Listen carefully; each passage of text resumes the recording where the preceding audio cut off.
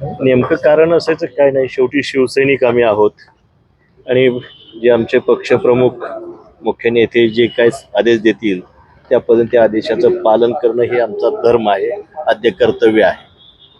त्यामुळे त्या ठिकाणी सीएम डिशम सरांचा, आमचे पक्षप्रमुख एकनाथजी शिंदे साहेबांचा आदेश त्या ठिकाणी एक 2 मिनिटांमध्ये येणार आहे आणि त्या आदेशानंतर आम्ही भूमिका स्पष्ट करणार. खरं तर महायुती म्हणून भाजपला जागा सुटलेली होती, मात्र आपण मित्र पक्षाच्या विरोधातच फॉर्म भरलेला होता, आता माघारी घेत आहे. नाही, काय आहे, शेवटी अर्ज भरला जातो, काही विषय असतात त्या ठिकाणी मित्रपक्षामध्ये, त्या ठिकाणी काही गोष्टी असतात, त्या सगळ्या गोष्टीवरती विचारविनिमय आणि चर्चा होणं गरजेचं असतं.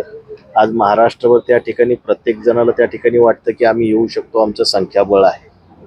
आणि आज नाही म्हणलं तरी शिवसेनेचं संख्याबळ ही 110च्या आसपासचं आहे. त्याच्यामुळे इच्छुक असणं काही गैर असायचं कारण काही नैसर्गिक आहे. आणि नाशिकमध्ये देखील आमचे मित्रपक्ष, वडील बंधू, भाजप यांचं देखील काही लोकांना वाटत होतं की तिथं आपण निवडणूक लढावी आणि तिथं देखील आपण निवडून येतो. तशीच परिस्थिती आज सोलापूरमध्ये देखील आहे, साताऱ्यामध्ये आहे. तर आज आम्हाला सोलापूरमध्ये आम्हालाही वाटत होतं की आम्ही त्या ठिकाणी आमच्याकडे संख्याबळ असताना आपण त्या ठिकाणी आपण निवडून येतो. म्हणून एक त्या ठिकाणी प्रक्रियेचा भाग, प्रत्येकजण त्या ठिकाणी चर्चेचं, त्या ठिकाणी काही वेळेअभावी चर्चा काही कालखंडामध्ये अर्ज भरायच्या पहिलं पूर्ण होऊ शकल्या नाहीत.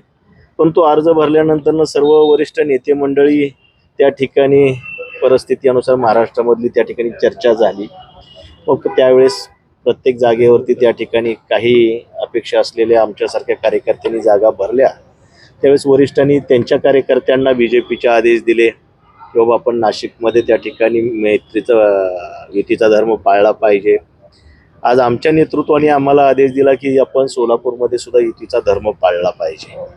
आणि नक्कीच मग शेवटी डिवायडेड अँड रूल त्या ठिकाणी कोणाला तरी फायदा होण्यापेक्षा ते काही घरातील त्या ठिकाणी मतभेद असतील, काय असतील, या सगळ्या गोष्टी चर्चेअंती त्या ठिकाणी आणि चर्चेची दारं त्या ठिकाणी खुली ठेवलेली होती. आणि आमचे काही म्हणणं असेल ते आम्ही आमचं म्हणणं मांडलं, त्यांनी त्या ठिकाणी जे योग्य आहे ते त्या ठिकाणी मान्य केलं. आणि म्हणून त्या ठिकाणी एक चर्चा सकारात्मक झाल्या. काही कम्युनिकेशन जो काय आमच्यामध्ये स्थानिक लेवलला गॅप होता तो देखील गॅप या चर्चेअंती भरून निघाला.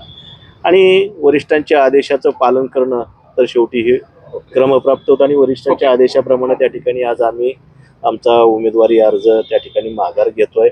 आणि इथून पुढच्या काळामध्ये देखील जे नेतृत्व सांगेल त्या पद्धतीनं त्या ठिकाणी मी पुढच्या काळामध्ये सन्मानाची वागणूक मिळेल पक्षाला, नक्की मिळेल. त्या ठिकाणी शब्द दिलेला आहे आणि शेवटी कुठेतरी विश्वास ठेवला पाहिजे. शेवटी सगळं विश्वासाप्रमाणे. शेवटी आज दोन्ही नेत्यांच्या मध्ये एकनाथजी शिंदे साहेब आणि देवेंद्र फडणवीस साहेब या दोघांच्या मध्ये चर्चा झाली. स्थानिक लेवलला मेत्रे साहेब असतील, पुढे गेले मेत्रे साहेब आमचे पालक आहेत जिल्ह्यामध्ये. डिशम सरांचं, एकनाथजी शिंदे साहेबांचा देखील पालकमंत्री चर्चा झाली आणि माझी आणि पालकमंत्री महोदय आणि मेत्रे साहेब यांची चर्चा झाली. आणि त्या ठिकाणी जो काही आमचा विचाराचा दुरावा होता तो त्या ठिकाणी पूर्ण संपलेला आहे. आणि त्या ठिकाणी इथून पुढच्या काळामध्ये देखील आपण एक चांगल्या पद्धतीनं कम्युनिकेशन गॅप न राहता आपण चांगल्या पद्धतीनं एकमेकांच्या संपर्कात राहून पुढची वाटचाल करू.